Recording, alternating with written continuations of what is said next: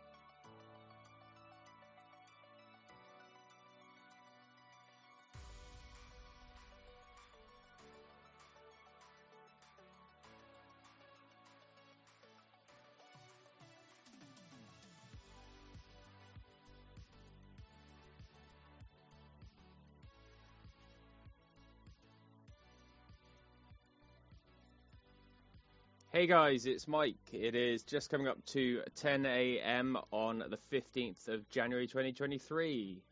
Hello, I'm back. I'm a little bit over the weekly schedule, but not too much to make it really, really bad. Well, a little bit actually. It's close to 2 weeks, which is a little bit of pain. I thought one had gone up a lot sooner. Turns out it hasn't. 2nd of January was the last one. We're nearly at 2 weeks. Apologies.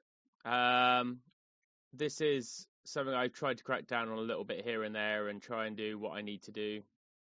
But it doesn't always work that way, obviously, with starting a new job like I did with the last one. But I will be a lot better at it. I do have days off, and I've got like proper things where it was part of my interview process was like, I want days off. So they are definitely giving me days off. So I am back. I think I needed a little bit of a break as well because what with Christmas and starting the new job and everything else, and there's a lot of traveling involved while I'm training, so it's going to be a little bit of a thing. I haven't watched that much since we last did a podcast, so I have got a few bits to check in with. So we'll start as usual with what I've been watching. So the first thing I watched was Southern Comfort, the Walter Hill movie. I've got the second sight release. Looking at Capsaholic, it turns out that I think it's, I want to say Kino. Was it Kino or is it someone else like Kino? The American version looks a bit better, apparently. But I'm fine with it. It's a good warts and all transfer. It looks fine. It sounds okay for what it is, but it is a very old, rickety 70s movie, so it's going to be what it is. Well, 1981, apparently. 1980s movie. But low budget Walter Hill movie. Very, very good film if you haven't seen it. I kind of wanted something slow and easy. It feels like a Sunday movie to me, something like that. Something I've said before on the podcast. I have definite Sunday movies. There's a couple I want to watch today, it being Sunday. I'm normally up at 5 a.m., but I've got up at about 45 minutes ago after I've hoovered and fed the cat and a few other bits and bobs. So I am working late a lot as well. So late's how it works when you work in the cinema is if no one goes into the last showing, you can get out a bit earlier, hopefully. If one person goes in to see Avatar and it's on till 20 to 12, then you've got to wait. So there are a few lates, and I've got a bit of travel, like I say, going on. So it's a bit of a late thing. So I'm getting a little bit tired in my old age. Then I watched. Now I'll be honest here. I watched most of Rob Cohen's Stealth. Now I liked Stealth in the cinema. I liked it when I bought it on Blu-ray. I've also got a UMD. Weirdly, it comes with, I think it's Wipeout. Wipeout on UMD, Wipeout on PSP had Stealth also on the disc, and I think they had a stealth camo for one of the ships or something like that. I say most of the way through because I bloody tried, but oh my god, it's painful. It's not even a good sound mix. It's just a loud sound mix, and I don't know. I liked it at the time, And now it just looks so cheap and shit, and like the flying's terrible and the CGI's bad. It's just schlock, and it doesn't really work. And I've defended that to people, and I've probably stopped doing that now because, yeah, it's not very good. Then I watched a film I've wanted to rewatch for a very long time, and I don't own it on anything. I'm not sure if it's actually on Blu-ray. I need to have a look at this. I watched it on Paramount Plus. The only thing I've actually watched fully on Paramount Plus, which is The Englishman Who Went Up a Hill and Came Down a Mountain. Now, my family's all from Wales, so this resonates quite well with me. And I remember watching it with my nan when she was alive, and she was going through like the reasons they called people certain things and stuff like that, and she really liked it, and I really like it. I think it's a charming, well-made, funny, touching film, and if you haven't seen it, I would highly recommend it. Then I stepped into something that I didn't think I would step into again. I watched Tenet. I gave Tenet a second chance. I saw it in the cinema. I hated it. I thought, here we go, yawning. I thought it was pretentious. I thought it was boring. People thinking, oh, you just don't understand it. No, I understood it. It's not that complicated at all. I think the best thing when I first saw it was Kenneth Branagh, and I can't remember his actual name. Tamwa from EastEnders, the guy from yesterday. I can't remember his actual name. That's really bad. God, what is his actual name? He was quite fun in it for the little bit he was in it, but it was mostly about Kenneth Branagh sort of hamming it up and doing his Jack Ryan accent again, which I thought was decent fun, but the rest of it just didn't work. The action wasn't great. It's okay, but it's not amazing. Like, oh, we crashed a plane into a building. No, you didn't. You put a plane into a fake facade on the side of a building that looks like a big shed. It's not that impressive. But I started watching it because Aaron Taylor Johnson's rumoured for Bond. And I wanted to watch some Aaron Taylor Johnson movies. And I forgot that Aaron Taylor Johnson was in this movie. So it's good to see him again because I say I watched it for Branagh. That's who else, the other person. It was Robert Pattinson. Robert Pattinson is, I love him in this. I thought this was the real start of my reawakening on Robert Pattinson actually being a decent actor, because he's great in this. He's heartbreaking. He's fun. He's pithy. He's brilliant. So I think that he's like one of the MVPs of this movie. And Aaron Taylor Johnson, I didn't realize was even in it. He just pops up at the end. And comes in, and yeah, it's really weird seeing him without a massively long hair, which he's had for seemingly a long time. And then because of that, I went to see him with seemingly long hair for all the time in Oliver Stone's Savages, a film that I didn't like in the cinema that much. I didn't like on Blu-ray that much. I liked it a bit better this time, but it's just a little bit proud of itself, a little bit happy of itself. And I don't think it really works because it's a little bit, I don't know. It seems to be in love with the idea of it's the best thing ever, and it's the best, like, it's just a little bit confused. And I know that's the whole idea of it. But it seems like he watched. No, actually, I take it back. It seems like someone told him what he did in Natural Born Killers, and he thought, I'll go back and do that again. And I don't think that really works because he doesn't pull it off. It's okay. It's got some moments, but it's just not great. Then because of that, I actually went to watch someone who knows how to make an action film, and I watched a bit of a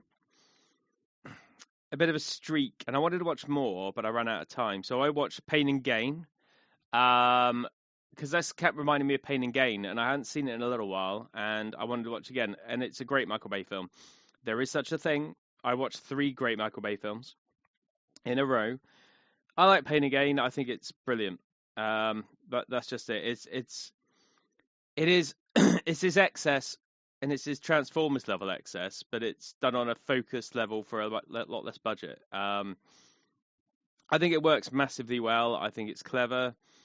I think it's really funny. Mark Wahlberg isn't at the point where it's all 3 of them. It's Mark Wahlberg, Anthony Mackie, and Dwayne. They are at the point where they're not annoying yet. I mean, Anthony Mackie's never been that annoying person, but the other 2 are egomaniacs, and they feel like they're real assholes in real life. And I think that they're not quite at that level yet. At that point, they felt like they were actually trying. The Rock's actually really funny in it. The Rock's got a lot of charisma still left. I think that's all gone now with a Black Adam sort of level Rock. Then I watched a film I have defended for years and still will keep defending, The Island. I loved it in the cinema.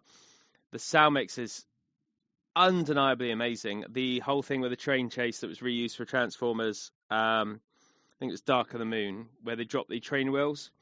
That is stunning. When I saw it in the cinema, when the first wheel hit the ground, I felt it in my chest. It's so immensely made. It's not perfect. It's a bit perfunctory. It's got a stupid story. Yes, they ripped off God knows how many other short stories or whatever the controversy was with it. You know, it's far from perfect, but it's two very pretty people running around, shot very prettily. It's got some great action scenes. I've got the UK Blu-ray, which is not the good one because the American one's region locked. So I think it's Paramount in the UK and Warner in the US. Paramount in the US and Warner in the UK. And the Warner version is the version you don't want because it was when they were releasing stuff on HD DVD as well. And they released this with lossy Dolby Digital, which is kind of pointless for a film like this. Whereas the Paramount one is region locked, but it has DTS MA, I think. It's a shame it's region locked because I can't do anything about that. But it is definitely worth picking up. If you've seen it once and don't want to give it another try, fine. But I would watch it again just to see if you like it now. But to be honest, I think it's definitely worth giving a second chance. And if you haven't seen it, I think it's definitely worth trying. Then I watched The Rock. The one that people think... Sorry, I'm all bunged up at the moment. I don't know why. People think is his best film. I think it's pretty close to it. I think it's between this, The First Bad Boys, and... I'm trying to think. I have to do a ranking of Michael Bay, actually. That might be a good thing to do.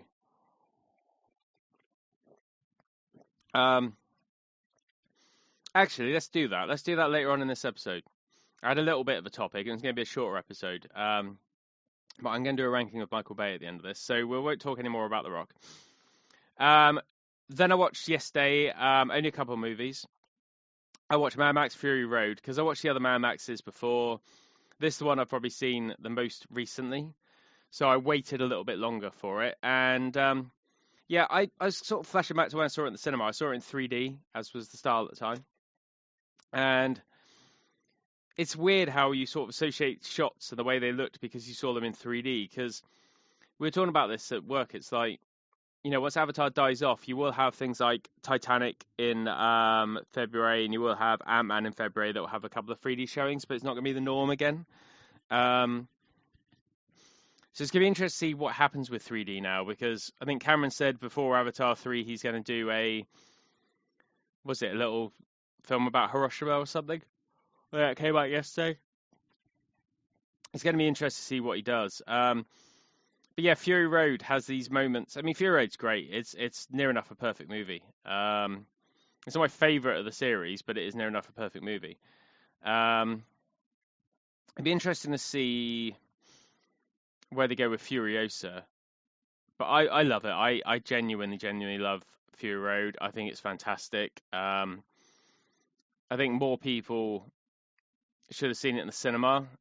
It's very hard to see in the cinema because it took me ages to find someone that was showing it. My local showed it like twice, and it was like a week late or something. The one I'm training at now is the one, actually. The world's smallest screen. I wanted to go see it on the biggest screen I could, and it was hard because whenever it came out, it was like going up against big blockbusters, and it didn't have a chance. Yeah, it's kind of sad, to be honest, that they couldn't make a big thing of it. But I think enough people have seen it now and caught up with it now that it's going to be a big thing. But we'll wait and see. We'll wait and see what happens with it. I'm looking forward to it. It is very loud. It is very bombastic. It is very, very great. And the last thing I watched was, weirdly, because it's Steven Soderbergh's birthday today. I can't remember why it came up. I think we were talking about Steven Soderbergh at work, or there was something that I thought about. But I watched Logan Lucky, which is, again, a fantastic film that no one saw. It's brilliant. Daniel Craig is fantastic in it. It's almost like a dry run for his Benoit Blanc character voice. Adam Driver's great. Channing Tatum's great. It's funny. It's witty. I love a heist movie, and it's a heist movie by Steven Soderbergh, who's a modern master of the heist movie, and it came out really, really, really well. It's quite fantastic how people sort of wrote this off, I think, as a stupid little Channing Tatum comedy, and I think having someone like Seth MacFarlane and it does like echo that a little bit, and that makes me sad because it's not that type of movie. It's miles better than that. Seth MacFarlane being in it is a mistake, though. It really is. It really really is a mistake. He's not very good, especially in this. Everyone else is acting him off the screen and laughing him off the screen, and it's funny in a way, but it's just like, yeah, it's just really, really, yeah. He's probably the weakest link in this almost perfect film. Yeah, I think people should 100% watch it if you haven't. If it slipped you by, I think get a copy of it. I think it's probably on Netflix. It normally is. So this is the thing. It's like it normally is on Netflix. That means it might not be on Netflix now. It might be taken off. But since I got the 4K, which is, I have to say, one of the best 4Ks I've ever seen. Look, it's beautiful. Right, Logan Lucky on Netflix. Nope, Logan Lucky is not on Netflix. Glass Onion, Army of Thieves, Spencer Confidential. No, these are not on that level. No, you shouldn't be recommending me these. Actually, only recommended me Netflix movies. That's weird. So I've just put in that, and they've only recommended Netflix movies when I put in Logan Lucky. So let's see if I put in. And actually, you should have recommended me. Yeah, The Polka King, which is Steven Soderbergh movie, which it has, to be fair. No, don't play Polka King. I don't want to watch Polka King right now. Thank you very much. I'm doing the podcast. But if I put in Ocean's 11. Ocean's 11, what will come up with that? Again, only Netflix titles. It's only recommending Netflix titles. Oh, and Seinfeld. Weirdly. That's weird. So basically, I'm Monty Python and the Holy Grail. Okay, that's really weird. Anyway, yeah, that was the last one I watched. So we'll get on to a bit of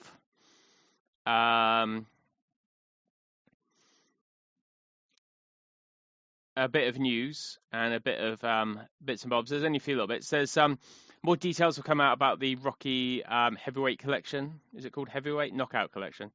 The old one was Heavyweight, I think. Again, it's still only the first 4 and 2 versions of Thor, so I think they're probably going to do one. I thought they would do a second one when Creed was coming out, but Creed's coming out very soon. Because they could do 5 Balboa and the 2 Creeds to have 4 in a box again, which makes some sort of sense in my mind. But this has got Rocky vs. Drago in DTSMA 5.1, which is weird because it had an Atmos mix, because I heard it. But all the films is promising 5.1 and 2.0, so it's probably the original tracks that are on the original MGM ones, which MGM are quite good at putting original audio on. Whether it's the best audio or not, I'm not entirely sure. I'm not an expert on that. I think Spencer would be the one to know what's better about film things like that from MGM. Kino have announced 12 Angry Men, which is a fantastic, fantastic, fantastic film. It's the Sidney Lumet version. And it also has the William Friedkin remake on a Blu-ray, which is brilliant. Because that's also worth, watching, because it is actually quite a good version. Because that's got Jack Lemmon in it, and it's really, really clever. So I think if you skip the Criterion, which you probably should have done, it's got a beautiful cover. It's 4K. Plus, it's got the 97 version. I mean, that's pretty flawless. That's the one to go for by a long way. Paramount are putting out Confess Fletch. This is a film that made my top 22, so you know that I like it. It's fantastic. It's not coming out to April the 4th, which is quite a way away. This really, really, really deserved to be better. It is absolutely fantastic. And it's a film that really should have been a hit because it deserves it. Yeah, it is fantastic. It really is. It's clever, it's witty, it's well made, it's worth picking up if you can find a copy of it. They've detailed a bit of Wakanda Forever. I didn't really love it. I liked a lot of it. I'm starting to wish now that the IMAX versions will be on Disney Plus, which is lovely. And now they've announced they're going to have DTS IMAX quote unquote audio. I'm going to go into that a bit more when it actually happens because it hasn't happened yet. And I've got to find something that will actually play it back on my system because at the moment I've got nothing. So hopefully there's going to be a new streaming stick that will support it or something so I can plug it straight into my amp and get the DTS audio off it. I mean, I don't know if I even can on that. My amp is an IMAX Enhanced, so it might not do it. I might have to find a way around, but I want to hear the difference because they might actually be the cinema mixes. I doubt it, but it's worth a look. But I want to see the IMAX version. I want to see something different. So I want to see something when I buy it. And for films I'm not in love with, like Wakanda Forever, it's a step back, and I'll probably actually watch it way more on Disney Plus because it's got the IMAX scenes. You know, that's what I want to see. It's got a few extras coming out on February the 7th in the US. I think it's a little bit later in the UK. I pre-ordered the Namor steelbook because he was the best character. I didn't like Shuri, so those are the choices. It's got a gag reel audio commentary, which is kind of cool because they don't always do those with Disney. Deleted scenes and a few other bits and bobs. It was cool. I want to see some of the fights at home and see what if the sound mix makes it back okay. It might not. A film that I thought would come out in the UK, but it's not out until I think next week. The Fabelmans. I really want to see it, like desperately. I've been tempted to download it because it's been up for streaming in America for ages. In the UK, we haven't got it yet. I can go and see it in the cinema now, obviously. Even a lot easier than I could before. But it's a case of the cinema near my home isn't the chain that I work for. So if I go there, I have to use my card and pay and whatever else, and I probably could go see it cheap or free, you know, for if I went with the chain that I work for. That makes more sense. But I really want to see it. I mean, this is the thing that gets me at the moment is I was always warned if you work for a cinema, you occasionally have to walk into a screen and see the middle or the end of a film. I've seen bits of Megan, or Mithrigan as I call it, and I think it spoils it, and I'm not that bothered about that film. The thing that gets me is I keep seeing Empire of Light, and I like Sam Mendes, and I really want to see that film because it's about love of cinema. And I keep seeing bits of it, and I'm like, oh, God, it's not ruining. I've not spoiled anything, but also I just really want to see it before it goes, and I'm working all the time at the minute, so it's like I haven't got a time I could see it, so I'm going to have to see if I can figure out a way of seeing it. But this I really want to see. I love Spielberg. I've slept on The Post. I really need to watch that. And West Side Story. So saying I love Spielberg, the last film of his I saw was probably Ready Player One. So it's a while ago. And I need to catch up, especially this, because, again, love of cinema. Paul Dano's great. I just want to see it. And I've got to make time and commit to seeing this because I really, really, really do want to see it.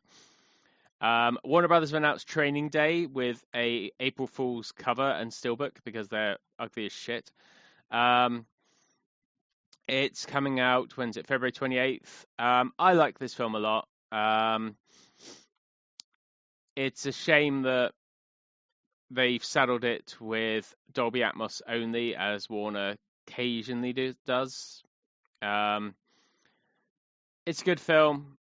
It's David Ayer's probably his best script. Antoine Fuqua is a great director with this. I think it's the best thing both of them have done.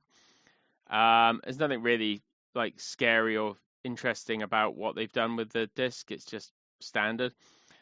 Scream are pissing me off again because they're recent films that I love and I don't like supporting them. Streets of Fire is a great film, 4K Blu-ray. I know there's a bit of rollback on it already. I haven't really looked at it that much. There might be some audio changes still with that. We'll have to wait and see. Crazy People with Daryl Hannah and Dudley Moore, which I recently bought digitally because there's no other way of seeing it. So I didn't ever release a Blu-ray. So fair play to them. They have. I don't know if it's got any extras or any details on it, but I like that movie. I used to rent it all the time on VHS. Me and my brother quote it a lot.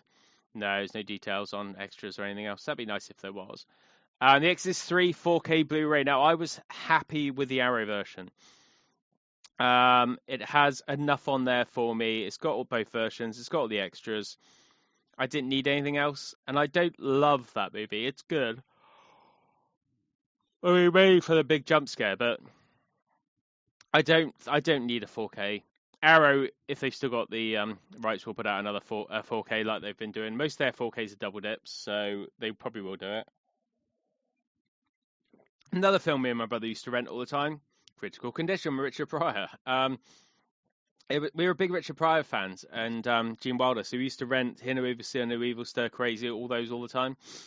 But Critical Condition and Moving, we used to watch all the time, like literally all the time. And I haven't seen it since then. I haven't seen it since it was on VHS in the 80s. So it's something I will want to watch again. I don't know if it holds up. I don't know if it was any good at the time, to be honest. I just remember being a very young kid, because when did it come out? 1980, I want to say 1983 or 4. 7. Oh, bloody hell, well late. So we would have been about 8, 9 when we were watching it. Probably way too young. Russell Mackay's Razorback. I like Russell Mackay movies, as I've said on here before. I defend him a lot. I defended him at work the other day, talking about the Resident Evil movies. They're all shit. I'm like, no, he made the third one. The third one's good. He's the director of Highlander and Highlander 2. I like it. It's right. Razorback's fun.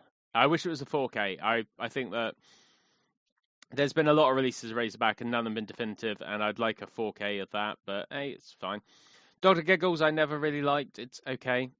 Larry Drake's fun and he's hamming it up and it's fun, but it's not exciting. A weird one, Dead Silence. I don't think Dead Silence is very good. I don't think it's very scary, and I think it goes on for too long. I tried to watch it again this Halloween and it didn't grab me. I mean, it's nice it's getting a 4K, and it's nice they put some money and time into it, but it just, for people that like it, great. Sorry, Wrong Number is a good film, very good film. Barbara Stanwyck film with Burt Lancaster. It's a bit weird it's coming from them. That feels like more of a Kino release. But hey, you know, they're putting it out. It's a good little thriller. And the film I probably will pick up, and I hope that someone else gets it, especially someone like Arrow, is Wanted. Oh God, I can't remember his last name. Let's have a look. Oh God, I'm going to murder his last name. Timur Betov, the Russian guy who did Night Watch, Day Watch. One and two Wanted. He did the Ben-Hur remake. Yay. I like Wanted. I saw it in the cinema and loved it. I've got the Blu-ray Steelbook, the original one. I want to see a decent version of this. I think I have a 2K GI.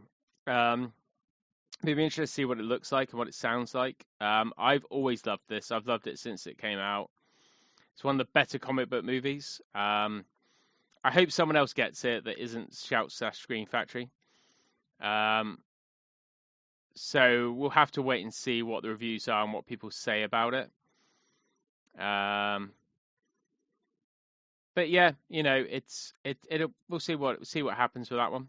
And last but not very least is Kino. In surprising news, like they have done recently, they seem to be announce all the stuff in the world, and like they did Face Off the other week. It's like out of the blue. It's like we're releasing Face Off. I'm like, wait, what? Why are Kino releasing? Okay, Kino's releasing Face Off. Cool.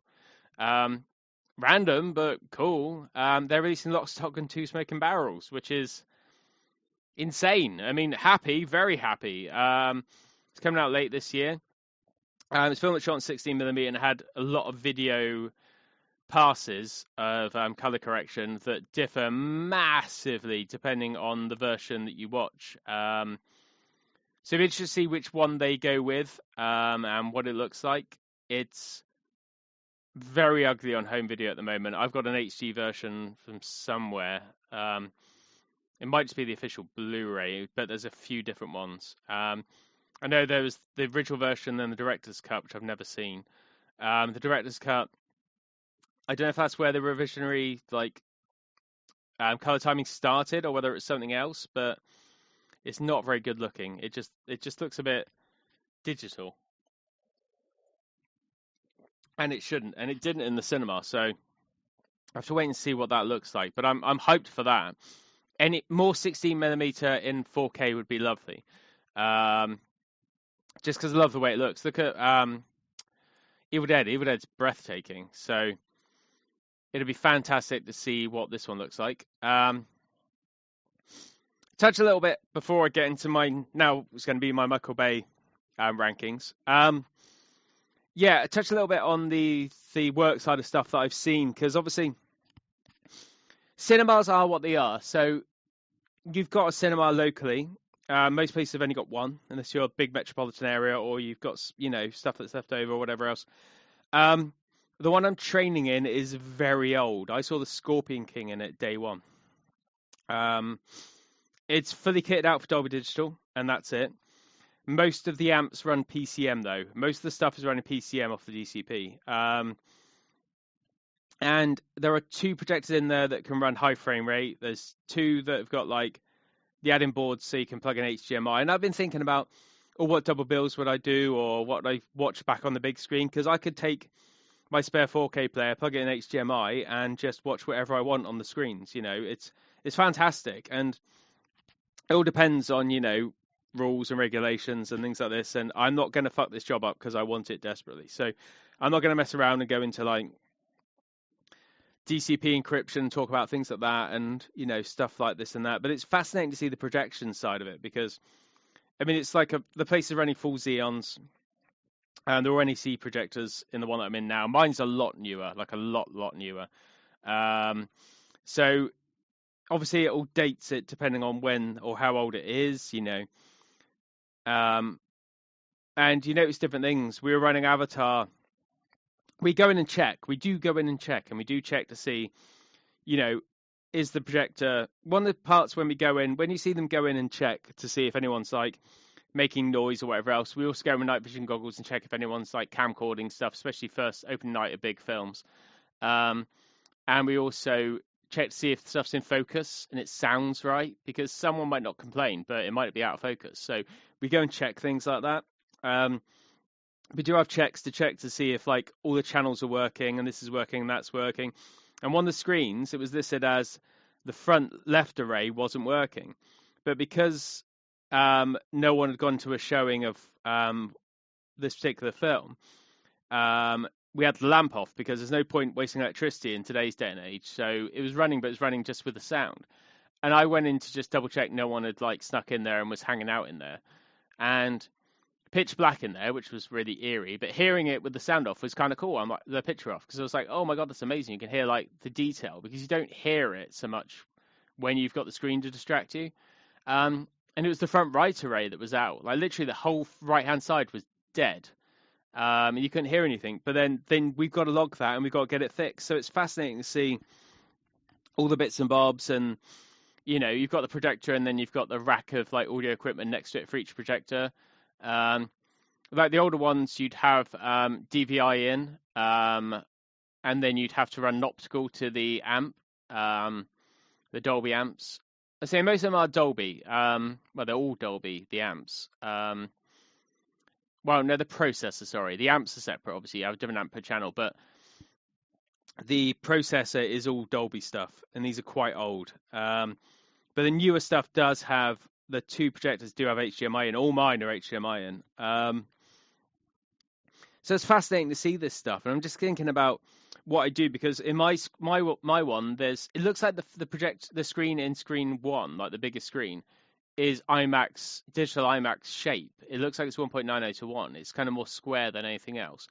So I kept thinking about what would I show. So I started looking about open map versions of films. I want to try and get some HD at least, like 4:3 movies, just see what they look like on there, because I think they look fantastic. Like some of the Wes Anderson stuff would look really good on it, or stuff with switching ratios, like Galaxy Quest and things like that would look so good. Or even like the IMAX VAR stuff that people have done, where it switches to going full screen. The Batman v Superman Blu-ray, where it goes full screen. The problem is the projector will be projecting in scope, and then you'd have a little box in the middle, and that's what I want to avoid. I want to get full IMAX versions where it flips, so it goes 4:3 for those scenes, because I think it fill the screen a lot better. I want to play with this stuff, and it's fascinating. I was looking to see what was on like the servers and things like this, and like, hey, is that movie still on here, or is that gone? Oh no, the Batman's gone, but there's still a trailer lying around, or hey, there's a trailer for this or that, and it's fascinating to see. It really, really, really is. And I just want to learn more and more about it, because I'm fascinated. This is my forever like job now. I'm going to stay here forever as long as something doesn't go massively wrong. I want to work here forever. So I'm loving it at the moment. I think it's absolutely great. It's fun. It's interesting. I'm never bored. I mean, it's a long ass shift sometimes, and when you're working late, it does go long sometimes, and you get idiot kids fucking around, which you try and like stamp on. Not literally, but you want to. So it's really cool to see, and it's really cool to get involved with that side of it, because I love the tech stuff. That's what I was saying to him. So I've read white papers on most of these amps and bits and bobs anyway. I know how it works and how they go together, because I love this stuff. I'm a nerd. I'm a massive nerd for this stuff. You know, I mean, my site is a lot newer projectors, but there's no laser. It's all xenon. But to be fair, they are pretty good and they're pretty new.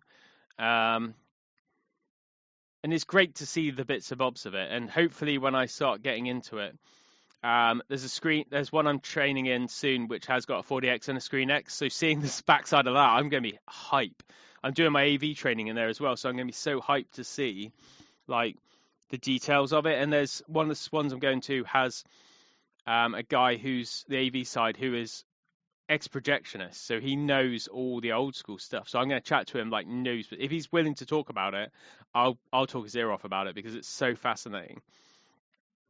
And you know, I'll be doing the business side of it, and like concessions and all this other stuff, and making sure the popcorn's right and the cleaning's right and all that other stuff. But the fringe benefit is I'm in it. You know, I'm in amongst it, and it's so exciting to see. It's amazing to be excited and happy and like thrilled about a job, because I don't think everyone loves their job that much. I've only been doing it for a week. This is my end of my first week, my first full week, and I'm so excited for it still. And I'm so excited to go to work and see what's going on, and see what I'm going to learn, and see what I'm going to see, and you know, is this going on here, or what do we do with this bit, or what do we do with that bit? And it'd be good to get these first couple of weeks out of the way, because these first couple of weeks is like the basic stuff, like how do you clean, how does the till work, all this other stuff, before I get into like the running the cinema side of it, which is coming in sort of the next couple of weeks, and then going to this other one with the newer bits and bobs, and then you get into the AV side of it and the film programming and all that other bits. And I am so hyped for this stuff.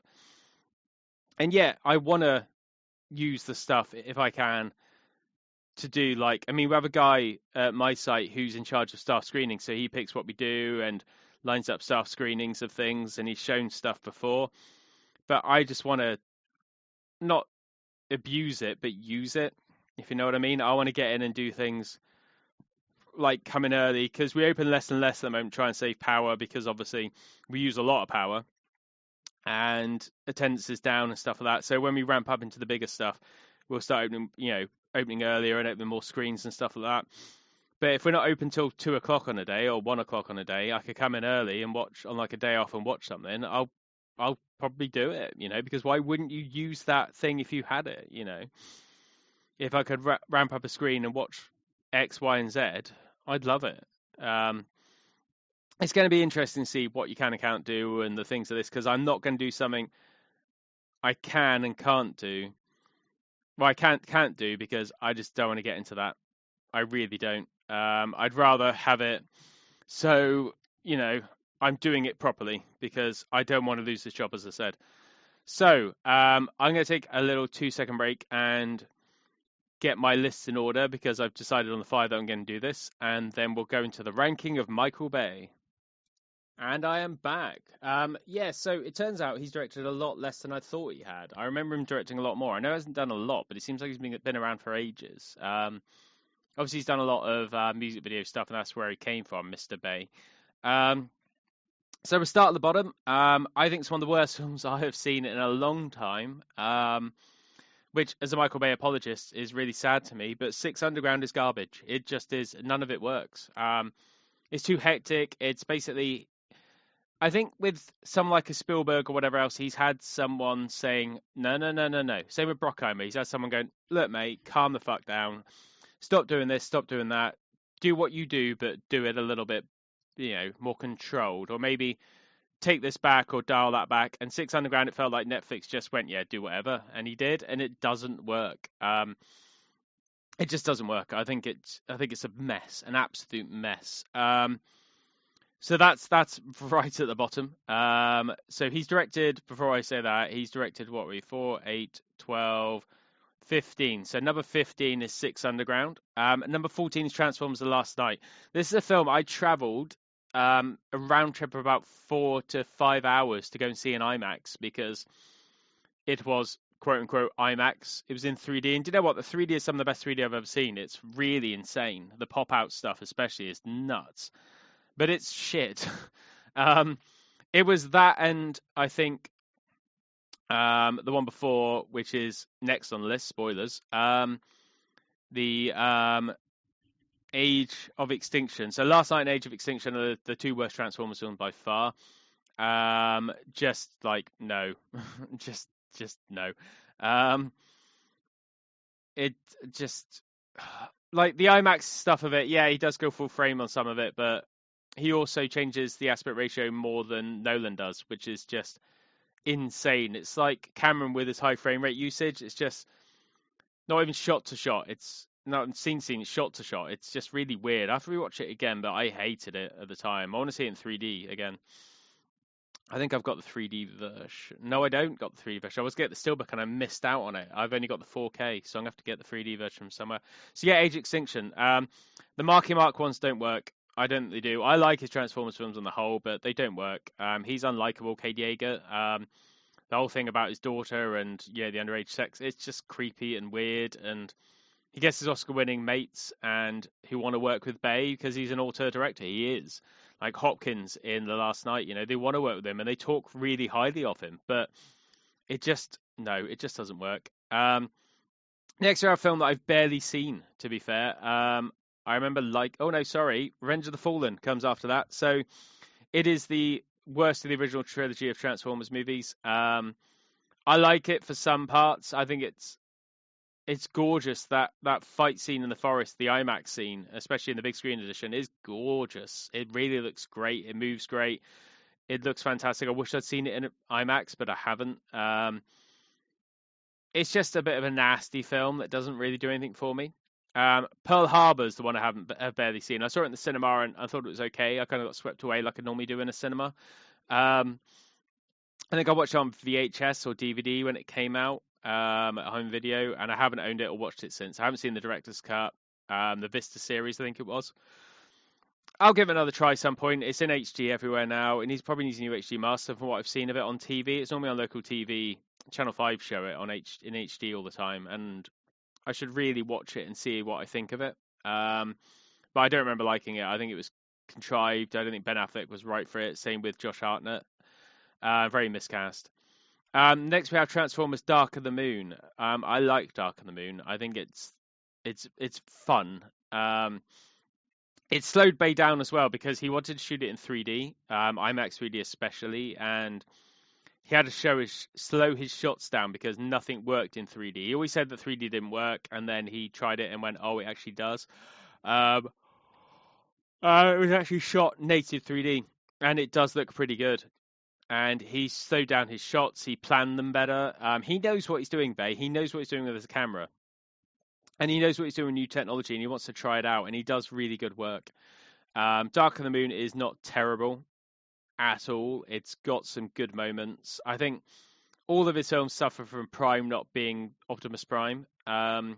He's just Murderbot number 2. It doesn't work, but I think it's a good film, but definitely not a great film.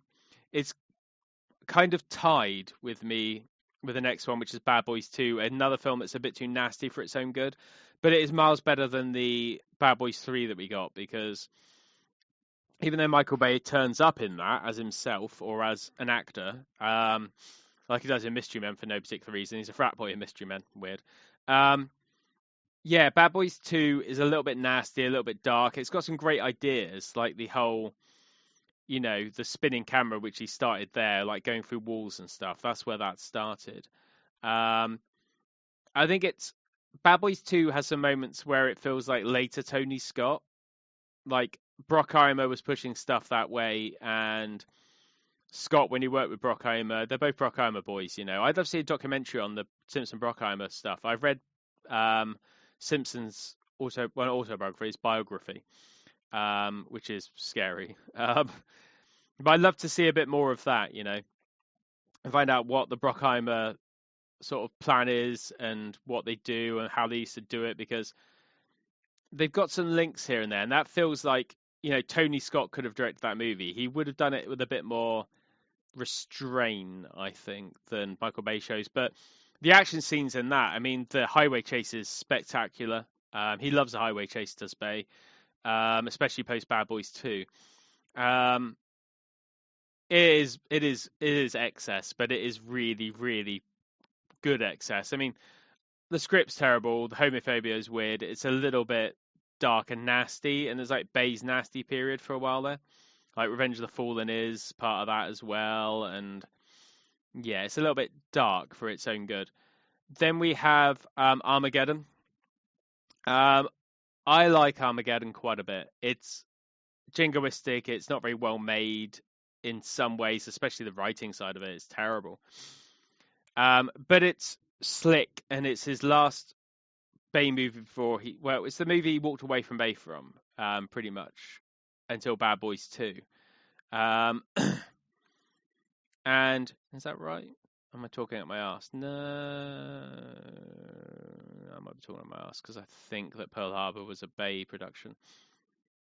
Anyway, it's like the height of that thing. It was a massive budget. It was going up against Deep Impact, which is the better film.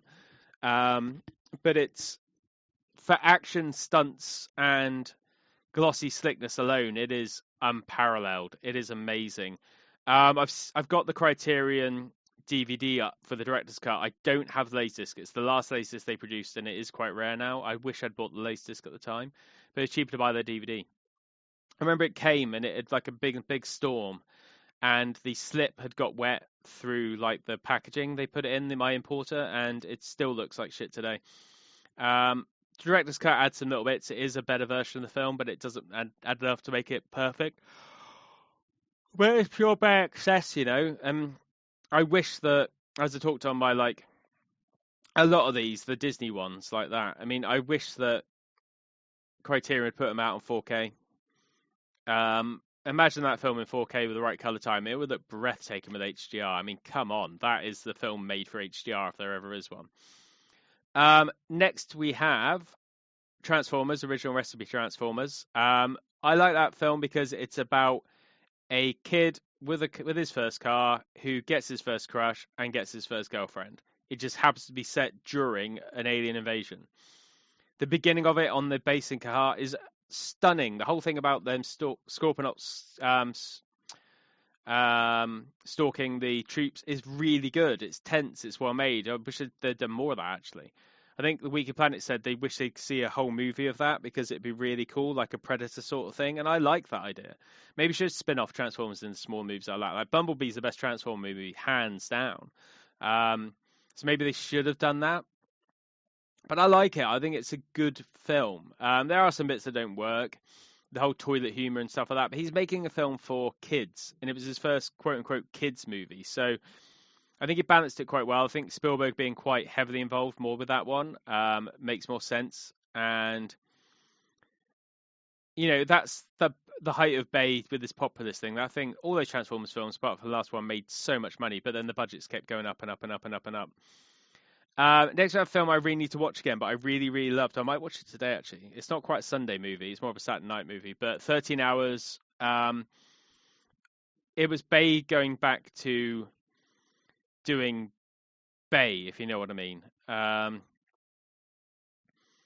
It was smarter than he was used to doing.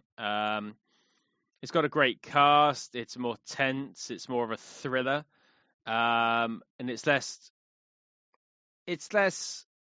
excess. It's more like he'd seen like Hurt Locker and Zero Dark 30 and thought, hey, I could do that. But he hasn't done it quite the same way. He's done it the Michael Bay way, which isn't a bad thing. But it's just not quite as tense as the other ones, if you know what I mean. So now we get into my top 5. There'll be no surprises here, pretty much. At 5, we have The Island. Talked enough about this. It is underrated. It is underappreciated, and it is great. I love The Island. It's got great stunts. It's got great action. It's got a decent sci-fi plot. I like the aesthetic of it. It looks amazing. Next, we have Bad Boys, Original Recipe Bad Boys. It's what brought him onto the scene, you know. I mean, it's his first movie. You can tell it's his first movie in a lot of ways because he's not fully locked down. It feels like a Beverly Hills Cop 2 Tony Scott, you know, that kind of slick but not fully slick. You know, he's trying, and I think Bruckheimer knows what he's doing. He sees that in people, and he sees that in Bay and brought him in, and it does work quite well.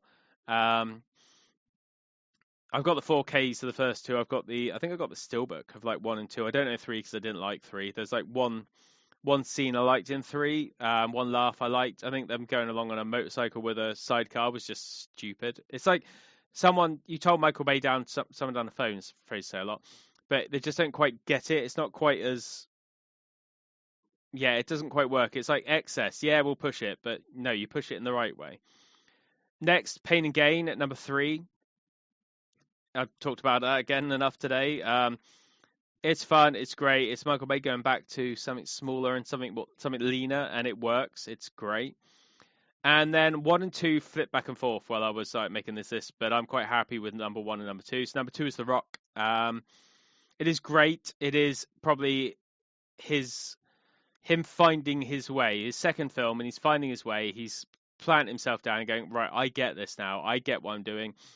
The fact that I was reading when I was watching it that Disney kept calling him in because they're worried about time, money, and everything else, which is weird because Bruckheimer should have gone to bat for him more. But the story's like Sean Connery saw him, and he looked a bit defeated, and he's like, where are you going? He's like, I'm going to see the execs. And he said, can I come along? And he was wearing golfing stuff, and the execs shut the fuck up the minute that Connery walked in. And he said, you need to calm down and leave him alone because he's doing a really good job. And I think that's brilliant. Connery actually went to bat for Bay. He actually stood up and said, no, Bay's doing a good job. Leave him the fuck alone. That's great. You know, Connery actually stood up and said, no, Michael Bay's actually good at this. Leave him alone. He's doing a good job and the film's going to be good. That's brilliant. I love that. And number 1 is a film that I really need to watch again because I saw it in the cinema and I haven't seen it since. Is Ambulance. I thought it was brilliant. There's a moment in it, no spoilers, I keep telling people about because not many people saw Ambulance. They skipped it, which is a shame. I mean, I talked about, obviously on here about the excess of like, there should be an Oscar for drone shots because, my God, the drone is used so well and so insanely brilliantly. There's a moment that cuts attention, which is Christopher Cross's Sailing is played and the 2 leads just sing to it. And it's brilliant because it cuts attention. I was laughing my head off. And that's what you want from Michael Bay. You want the thrills, the spills, a little bit of nastiness is fine. The Rock's got that with the VX poison gas and everything. You know, you've got a bit of like darkness, but you don't want it to be all dark. You want it to be that thing of like a little bit of lightness, a little bit of fun. And that's what came back with that. I don't think the rest of them have it. I mean, Six Underground tried when you got the magnets and all that other stuff, like on the ship, but that's just stupid. It didn't work for me at all. But Ambulance pulled it to the point where I was like, oh yeah, that works. Like, yeah, that works. It's fun, it's funny, it's thrilling, it's stupid, and Michael Bay films should be stupid. I think it's great. I think it's underappreciated, unloved, and it should have done more. It's a COVID movie. So produced during COVID, released during COVID. It's released like just after Maverick instead of before Maverick or around Maverick. If it waited till Maverick died down a little bit, it would have done a lot bigger business because people wanted that action sort of stuff, and I think that the market is there. I mean, I see that now in the cinemas, you know.